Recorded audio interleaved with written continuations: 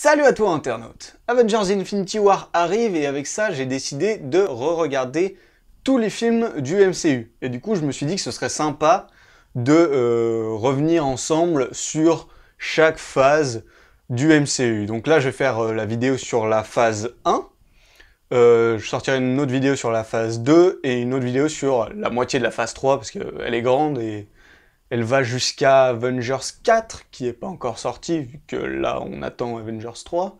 Donc voilà, je pense que je vais faire comme ça et j'espère que j'aurai le temps de sortir la vidéo sur la première moitié de la phase 3 avant la sortie d'Avengers Infinity War, mais je suis pas sûr, donc on verra.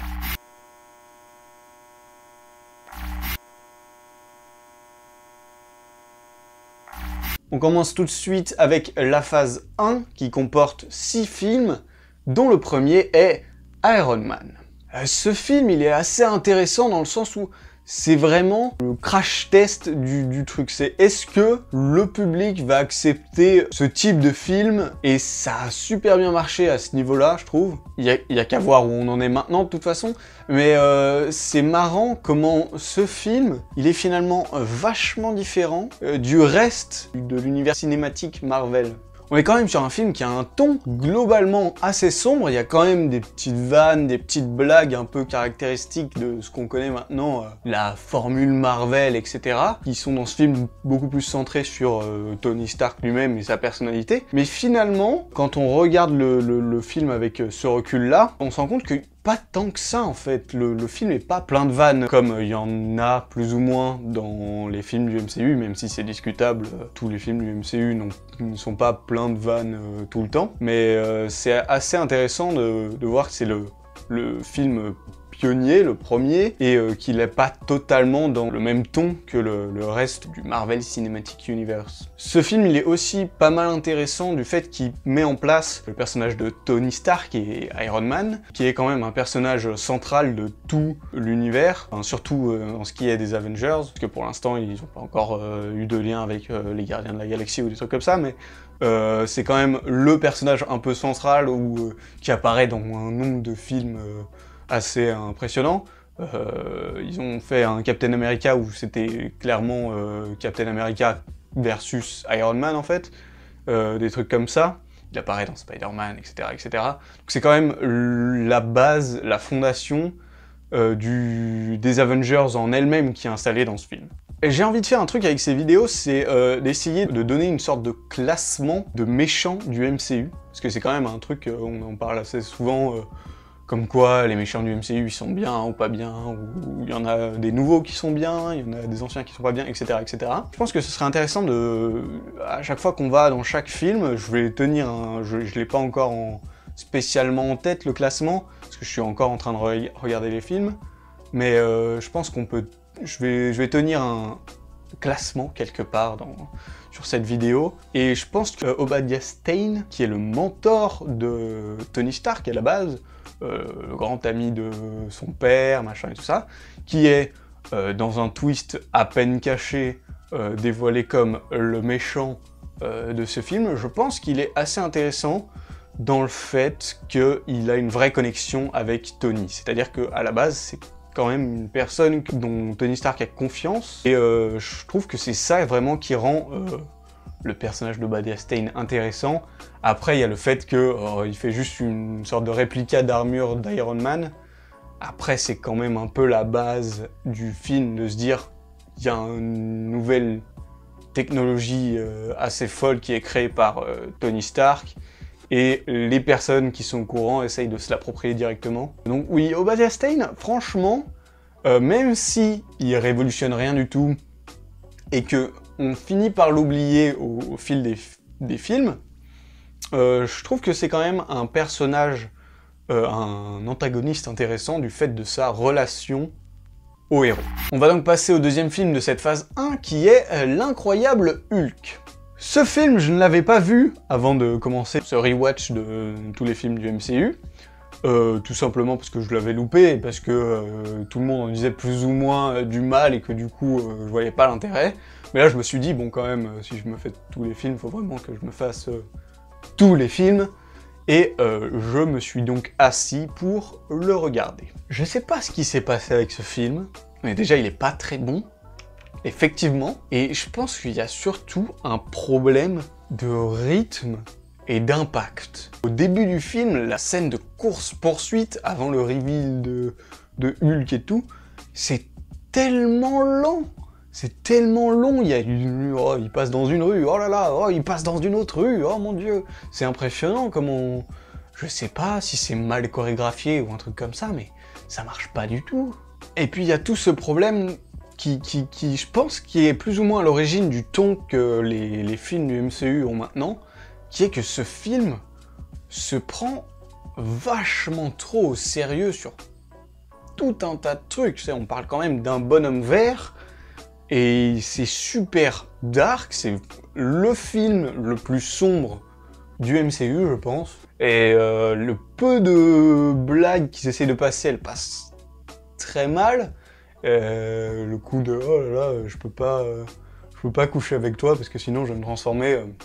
C'est pas, il y a un problème aussi avec le design de Hulk. Je préfère largement le design de maintenant. Si on continue avec les méchants de film, je ne sais pas ce qui s'est passé non plus, parce que je crois que c'est le colonel Ross qui est censé passer pour le méchant pendant une bonne partie du film, plus ou moins. Et ensuite, il y a une sorte de twist qui n'est pas un twist. Enfin, il n'y a pas de twist, c'est bizarrement fait, qui fait que c'est le taré du début qui est taré tout le long et qui devient juste de plus en plus taré, et qu'ensuite il se fait injecter un truc et ça devient juste un monstre, qui se fait battre, on sait pas trop comment, et pourquoi il le tue pas à la fin. Bref, il y a un problème, genre... Le colonel, à la fin du film, on sait pas si il est gentil ou méchant, puis ensuite il y a Tony Stark qui va le voir à la fin, genre en mode attention. Plusieurs films après, il est quand même là, et c'est un gentil. Je sais pas trop, c'est pas un méchant, mais enfin, c'est censé être un méchant dans le film, mais à la fin, il est censé avoir une révélation qu'en fait, il a fait les choses mal et que du coup, il va laisser Hulk se charger de l'abomination. Du coup, à ce moment-là, il est censé être gentil, mais en vrai, il fait pas de vrai... Genre, il est à peine d'accord. Et le taré, il sert juste pas de méchant, correctement. C'est juste un taré du début à la fin. Et je veux dire, c'est pas un méchant, ça. C'est pas... Il y a aucun lien avec le personnage. Enfin, le colonel a potentiellement un lien. C'est genre le père de la copine de machin, mais ils font genre, ils le cachent, puis ils le cachent pas, puis on sait pas trop. Ah non, c'est du bas de classement, ça. On va donc pouvoir passer au troisième film de cette phase 1, qui est Iron Man 2.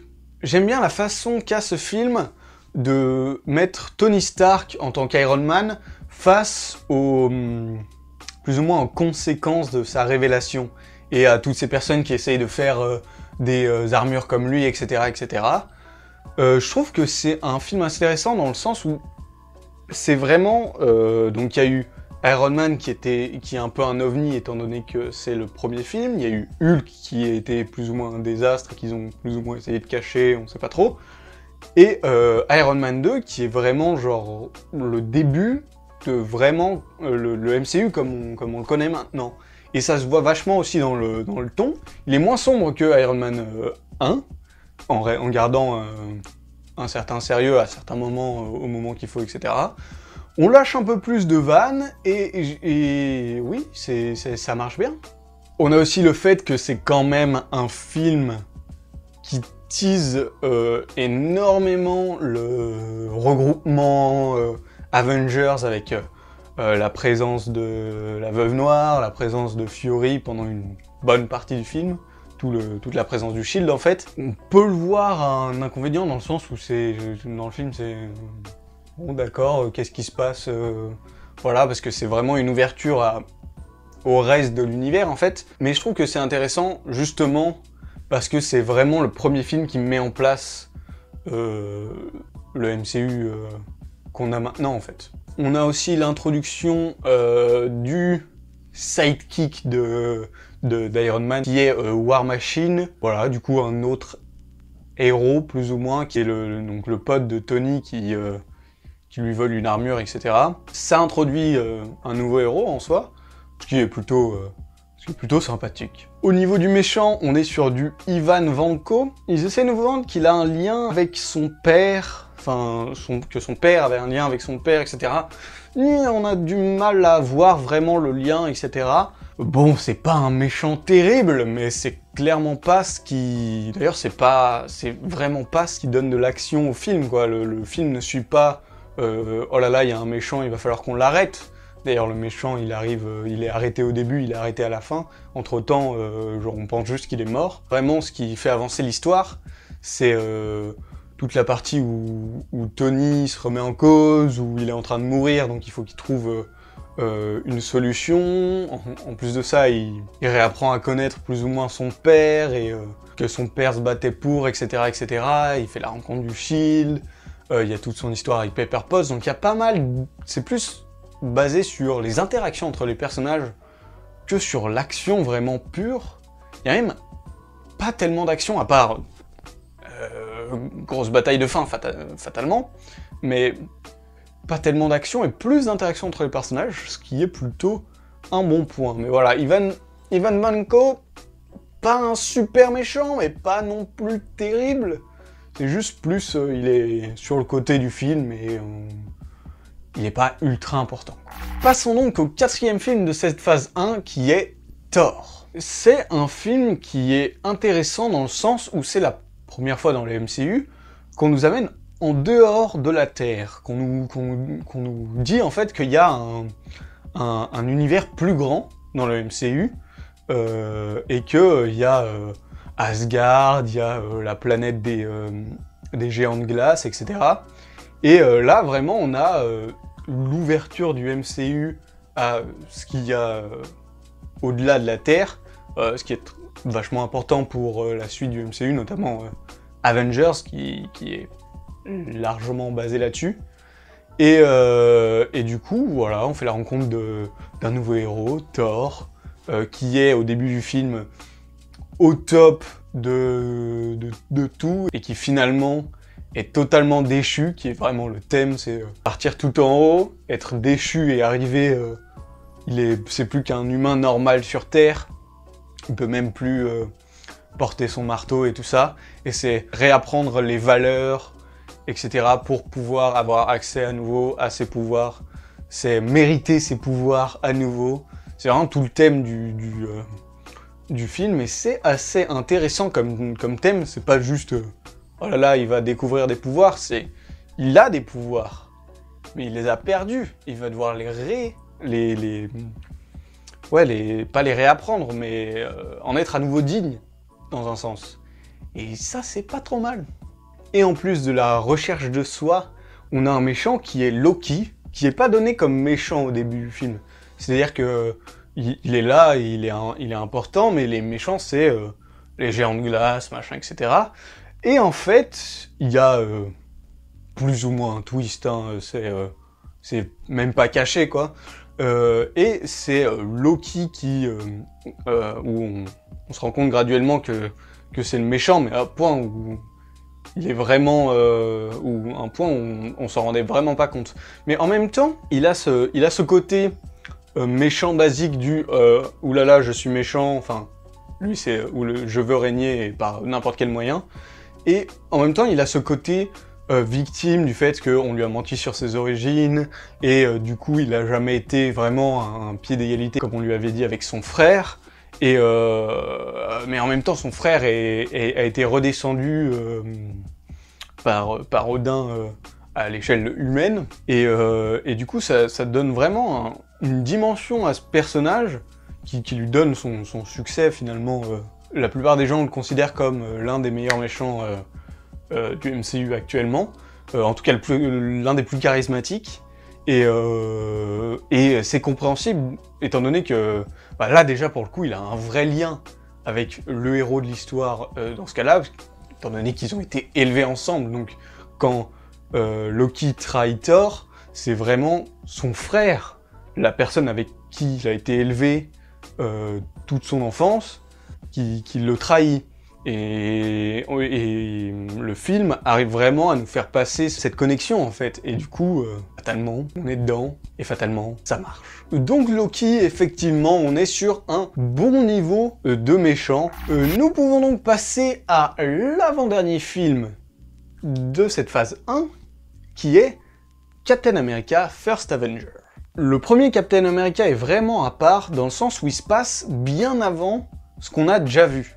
Donc il se passe pendant la Seconde Guerre mondiale, et il aborde des thèmes plus classiques du super-héros, même si jusque-là ça révolutionnait rien, mais là c'est le héros qui vraiment apprend ses pouvoirs, et il a toute une montée vers l'apogée de ses capacités, plus ou moins, quand il bat Red Skull. C'est assez intéressant aussi dans le fait que c'est un film hommage. C'est Captain America, donc c'est un des plus vieux super-héros de chez Marvel. C'est aussi le héros qui, en 45, enfin pendant la Seconde Guerre mondiale, était un héros de propagande. Il en est fait référence dans le film pendant une bonne partie, et c'est assez intéressant, et c'est vraiment un film hommage dans la façon dont il est tourné, dans la façon de traiter le héros, et surtout, en fait, dans les méchants, je dirais même, avec le scientifique qui est vraiment c'est presque un cliché, le scientifique du savant un peu fou allemand, mais pas trop fou quand même. Je pense que c'est vraiment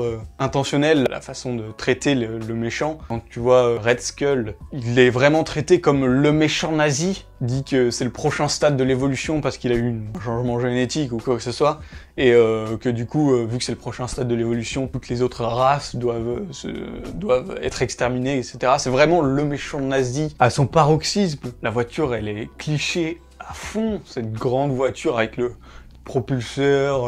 À un moment, quand il part dans un truc qui tourne, et qui se met à voler, on sait pas trop comment. Il y a le sous-marin espion du début du film aussi, qui est totalement cliché, et même la façon dont il crée le personnage de Captain America, le fait de faire une expérience de super soldat sur un être humain, mettre dans une sorte de grande chambre et lui injecter des tonnes de sérum, on sait pas ce que c'est vraiment le film un peu hommage à cette époque et à la narration de cette époque plus ou moins. Ça met vraiment ce film à part, en plus de son placement dans la chronologie qui est vraiment différent. Sa façon de traiter les personnages et de traiter les comics est assez différente de tout le reste de ce qu'il y a dans le MCU en fait.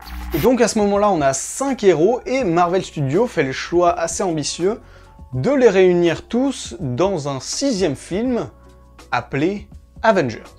Donc je dis que c'est un choix un peu ambitieux parce que ça avait vraiment jamais été fait de réunir autant de personnages qui sont vraiment des personnages principaux et qui avaient tous leur film à eux, etc. dans un seul film, et c'était un peu la question de est-ce que ça va marcher ou est-ce qu'ils vont se planter parce que on s'en foutra des personnages ou les personnages seront pas assez développés, etc. Et clairement dire ce qui est, ça a absolument bien marché, ils ont tout explosé. On est sûrement sur le film le plus important du MCU. La preuve que le MCU peut marcher. Et ça, c'est vraiment pas rien. Parce que Avengers, c'est un film qui marche bien en lui-même. Il n'y a pas besoin d'avoir vu les films avant pour comprendre le film en soi, même si bien entendu ça aide, et bien entendu ça rajoute toute une dimension au film, hein. Mais en plus d'être un bon film tel quel, c'est vraiment l'institution du MCU. Le fait que tous ces héros qu'on a vus séparément, là on les ramène ensemble, avec vraiment des liens, voilà, le Shield qui fait le lien entre tous les héros, etc. Et on fait un truc qui marche, et en plus qui élargit encore l'univers du MCU, c'est-à-dire qu'on ramène ensemble déjà des différents héros qui ont des histoires totalement différentes les uns des autres, et en plus de ça, on rajoute toute une couche à l'univers, et bien entendu dans ce film, on a comme méchant à nouveau Loki, qui cache quelque chose derrière, il y a Thanos, etc., etc. Mais c'est Loki, l'antagoniste du film, dans toute sa splendeur. Bien sûr, il y a l'armée d'extraterrestres qui importe beaucoup pour tout l'univers et pour le reste de l'arc de Tony Stark aussi. Dans sa généralité, cette phase 1, elle est assez intéressante dans les bases qu'elle donne vraiment au MCU qu'on connaît maintenant, même s'il y a eu un ou deux accros avec l'incroyable Hulk, etc. Mais vraiment intéressant dans les bases qu'elle donne, et aussi dans sa diversité, vraiment. Par Iron Man, qu'on voit 2 fois, c'est vraiment un héros à chaque fois. Et aussi dans sa diversité de thèmes et de façons de regarder le héros en lui-même. C'est souvent des façons différentes, donc Captain America, c'est plutôt la version vintage, Iron Man, c'est plutôt la version moderne, Thor, c'est déjà un héros à la base, il devient pas un héros. Bon, Hulk, c'est pas trop... pas vraiment un héros déjà de base, mais voilà, la première phase c'était un peu le test quoi. Je pense que si Avengers avait pas marché, et les autres films aussi, si Avengers avait pas marché, ils auraient peut-être dû s'arrêter là, ce qui je pense aurait été dommage, surtout vu ce qu'on a maintenant en film, je pense à Black Panther, Thor Ragnarok, et ça bien entendu on verra dans les prochaines reviews de la phase Marvel, donc je pense que c'est tout pour cette fois. Si tu as des remarques à faire sur cette phase-là, n'hésite pas à les mettre en commentaire, n'hésite pas, bien entendu, t'abonner, laisser un petit like, etc., me suivre sur Twitter aussi, pour qu'on discute, pour être au courant de la sortie des vidéos, etc. Et on se retrouve pour la vidéo sur la phase 2 du coup.